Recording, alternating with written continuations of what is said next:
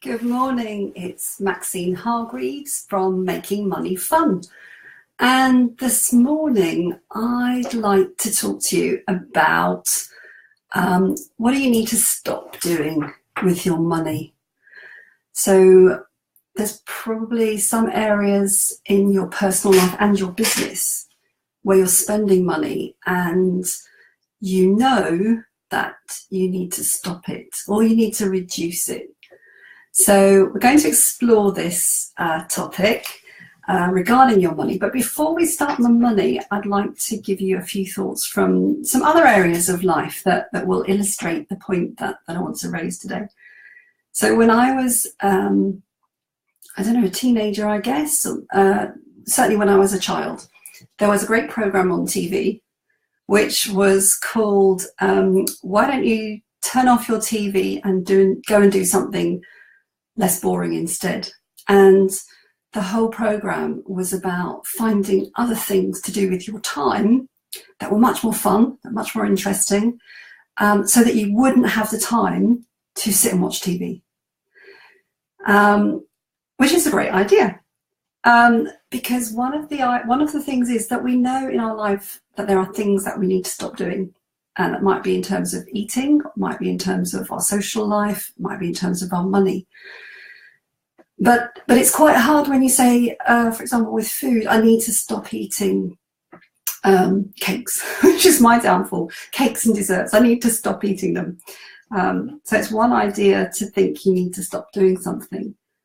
But how do you change your behavior so that you start doing something else instead? And the key is to find something else that you want more instead. So there's a great book to do with food, and it's called Integrative Nutrition by someone called Joshua Rosenthal. And I've got it here this morning. I've just been going through it this morning, reading a little bit, which has nothing to do with money, but it's going to illustrate the point. And he has this concept that he calls crowding out. And so in terms of food, rather than going and eating the biscuits or the cakes for me, it's finding the things that, rather than saying stop doing something, it's how do you do something else more. So if you want to stop drinking, fizzy drinks, it's not something that I have a problem with, but if you wanted to stop drinking Diet Cokes or Coke or whatever, if instead you crowd out the diet drinks by drinking lots more water. So you just make a point of drinking your 8 glasses of water each day. Your body can only drink so much liquid. So if you focus more on drinking the water, you just won't have the stomach, if you like, to drink all the diet drinks. So it's the same with your food. Rather than thinking I'm not meant to eat all these cakes and yummy desserts. How can you crowd out those things by eating more of the things that you know are good for you? So how can you eat more fruit? How can you eat more vegetables? So crowding out, it's a great idea. How do you focus on how can I have more of this thing here that I really, really want? And that the byproduct of that is that I just end up having less of a thing that I don't want. So in terms of your money, how could you apply this idea? So when we're thinking about our personal finances, for example, so many people say that, I want to save, I know I should be saving and I'm going to save some money, and I'll if there's any money left at the end of the day or at the end of the week or the month, then I'll save that money or I'll start investing. And then they know that, if I want to save more money, then I need to stop spending so much money. So I know that I need to stop spending this money on my Costa coffee habit where I go in and get a cappuccino and a cake or something. And so you need to stop doing that. But if I can reduce that money, then I'll have more money left at the end of the month and then I can save it. But But so often that just doesn't work. You know, that if you focus on, I'm going to cut down on my spending, and if there's money left, then I'll save it. 9 times out of 10, that doesn't work so well. So we can apply this idea of crowding out that we looked at with food and do something similar with our money. And one of the terms that you may have heard is to pay yourself first. So this idea is similar, focusing on the thing that you want more than the thing you're spending your money on. So let's say that you would really love to take a holiday next year, and you've looked at the brochures and you've got a cost, and you know how much that holiday is going to cost you, and you know that you need, let's say, £1,000 for the holiday. So rather than saying, if at the end of the month I've got any money left over, I'm going to save that towards my holiday. Okay, flip that round and say, well, actually, the holiday is really important to me. I'm going to prioritize it. Let's say I've got 10 months till the holiday and I've got £1,000. So I know that I need to save £100 every month to get me that holiday. So pay yourself first. As soon as you get paid each month with your salary, or when you're transferring money from your business, allocate £100, pay yourself first, put that in your savings account ready for your holiday. And if you do that every month, then it's inevitable that in 10 months' time, you will have £1,000. So pay yourself first, thinking about the thing you really, really want, like a holiday, or maybe it's a spa day, or maybe it's a handbag, maybe those are your things, maybe it's some new shoes, whatever it is. Have a goal in mind, work out how much do I need to save each month to get that thing, and pay yourself first. Save that money first so that you can achieve that goal, and then look at what you've got left, and you're allowed to spend the rest on the things that you would normally buy. And what you'll find is you'll then look in your purse and you'll be going to get your Costa coffee, or whatever it is for you that you want to stop spending your money on. And you won't have as much money available to spend because you've already saved some. So that kind of makes a decision for you. I can't go and get my Costa coffee because I don't have the £5 in my purse to pay it, because I've already put that aside. So in your personal life, the thing you want to be focusing on with your money, paying yourself first. So paying for your savings, for the things you want to save for that maybe you're going to buy in the next year or two. You also want to be paying yourself first for your long-term future. So investing some money each month for your ISA or for your SIP, for your retirement. And again, when your money comes into your bank account from your salary or from your business, allocate that money immediately to your savings and to your investing, and then you spend the rest. And that just forces you to, you're going to have to stop spending money on the things that you don't really need because you just don't have the money available. So that's in terms of your, hi Trisha, lovely to meet, lovely to see you. So in your personal life, you're going to pay yourself first. And if you're running your own business, this idea is the same. There's a great book that I read a week or so ago called Profit First by Mike Michalowicz. And no worries, no problem at all, Trisha. So Mike Michalowicz takes this idea of crowding out or paying yourself first. And he takes this and applies it to your business. And he quite rightly says that in a lot of businesses, many entrepreneurs, you get your income in, your revenue, and you've got all these costs that you have been paying out for running your business. And entrepreneurs have a similar take. So if there's any money left at the end of the month, or if there's any money left at the end of the quarter, then they'll pay themselves a salary, or then they'll pay themselves a profit or a dividend. And again, quite often there isn't any money left because the costs are so high. So again, he flips it over and he says, rather than looking for a profit after you've incurred those costs, flip the idea over and focus on paying yourself your profit first. So his book's really great. There's a course that goes with it. I definitely recommend it if you're an entrepreneur. But you go through some exercises with some numbers and work out what's applicable for you.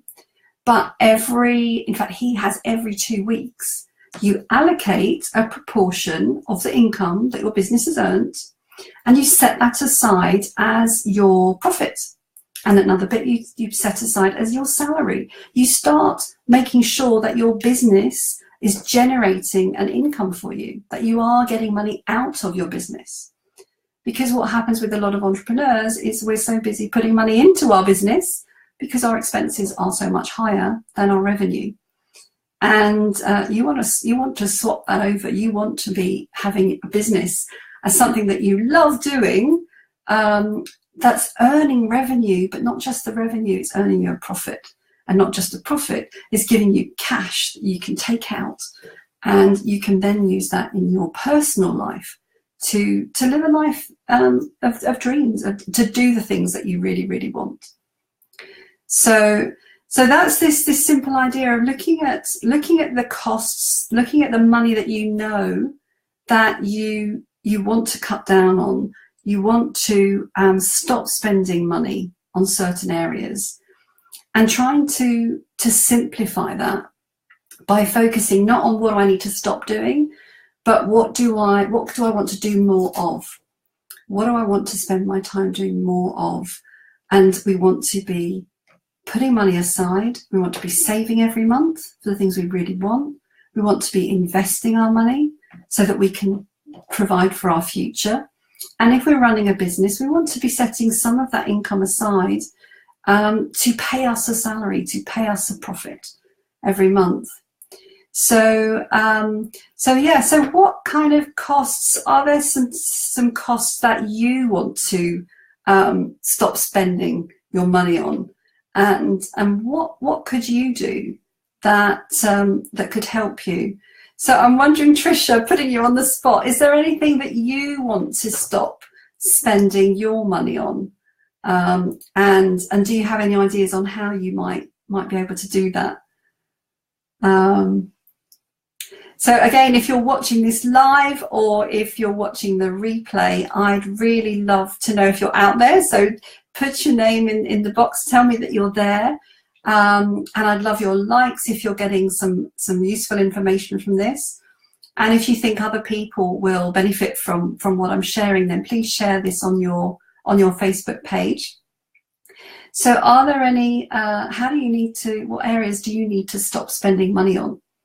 So just thinking in terms of your personal life, do you have a subscription to, I don't know, Sky TV or something like that? Something I've come across in the past, people talking about they can't afford something, and yet in the next breath they say they're paying, I don't know, £80 a month for Sky TV. And it's very much about priorities. Is Sky TV really that important that you want to spend that amount of money paying for it? Or is there something else that you want more, and you could have that if you reduced your spending on Sky TV? I'm just picking TV because I don't watch much of it. What other things? Where are you losing your money? Where are the things that you it might be a few pounds at a time. For example, the Costa, the Costa coffee. Do you go in there once a week or sometimes every day, and you buy yourself a coffee and maybe you get a snack to go with it? It might only be a few pounds, but those pounds add up. If it's £3 a day, that's nearly £100 a month. £1,200 a year, that could buy you a holiday. So sometimes if we think about stopping spending our money on certain areas, if instead we focus on the thing we really want, actually, I really, really want this holiday, let's focus on that. Let's put some money aside every month to save for it. And then that makes giving up the daily coffee and cake a little bit easier. because we're putting the money aside in the separate pot, and we're also focusing on something that we really, really want instead, which makes letting go of the things that we don't need so much a little bit easier. So Trisha's saying, I have some magazine subscriptions that I could cancel, and I don't actually read them anymore. And how often does that happen? We subscribe to all these magazines and they're just piling up, and we just don't have the time or the inclination to read them. I also have a storage unit that I need to empty and save £150 a month. Wow, that's a lot of money, Trisha. So what would make you take action on that? What would make you cancel the magazine subscription? And what would get you to empty that storage unit and free up that £150 a month? Is there something bigger that you would love to have instead? So £150 a month, what's that? 15, so it's £1,800 a year that you could free up if you emptied that storage unit. So have you got something in mind that's bigger that you would really love to have? Sure is. As I'm out of work at the moment, it's a big priority. Yeah, definitely. So have you got dates in the diary to go and clear out your storage unit? Have you got some friends that could maybe come and help you? Have you got a plan to make that a priority? Have you got a date? That's a good one as well, actually. Have you got a date in your diary where the storage unit will be empty and you will stop that payment? And it doesn't matter that, I don't know how big a piece of work this is for you to empty your storage unit, but if you're, could you say, let's think. So maybe it's quite a big job and you need a few months. So maybe the date in your diary is by the 31st of December this year, that storage unit will be empty and I'll free up that money. Or it could be it's the end of November or the end of October. So we would use that money to pay off the credit card debt and loan. Already bought 10 boxes, back to start the clearance process. Excellent, excellent. So it sounds like you've got a plan. So have you got a date, Trisha, that you will achieve this, that you will have cleared that unit and you will free up that money? Have you got a date in mind that feels realistic? So possibly it's a challenge, but it's not so overwhelming that you give up because it just seems too much. 31st of December is the date I have in mind. Excellent. Well, I'm really going to look forward to hearing that on the 1st of January, that unit has gone and you've freed up that money, and that's allowing you to pay off your debt and loan as well. So keep me informed, Trisha. I want to hear that you've achieved that goal. That would be brilliant. So yeah. So what about for you? New year and no storage unit is my goal. Fantastic. And I've known Trisha for a while, and the storage unit has been in a few conversations we've had. So I'm really excited to hear that you've got a date in mind. You're taking action, and it's just, and I know you're brilliant at this, taking small baby steps, and you will get there. So I'm looking forward to celebrating you achieving that goal. That would be brilliant, and getting your money to do something more important than paying for your storage unit. So thank you, Trisha. That's a really great, some great conversation there around helping you to stop spending money on something you don't really want and free it up for something that's more meaningful for you. So to summarize today, we've been looking at what do you need to stop doing with your money, and this idea of crowding out or paying yourself first. So how can you free up your money and start allocating it as soon as you receive income? Allocate a proportion of it to your savings or to your investing, or it might be paying off debt. Prioritizing that money so that it goes to do the things you really want, and that leaves you less money to spend on the things that maybe aren't quite so necessary. So I would love to hear your comments if you're joining the replay, any thoughts that you might have on this subject. And yeah, I'd love to hear from you. So I think that's all I've got to say on the subject for today. So I look forward to you joining me next week. And I don't know what I'll be talking about yet, but it will be something that helps you make your money fun. So until next Wednesday, bye for now.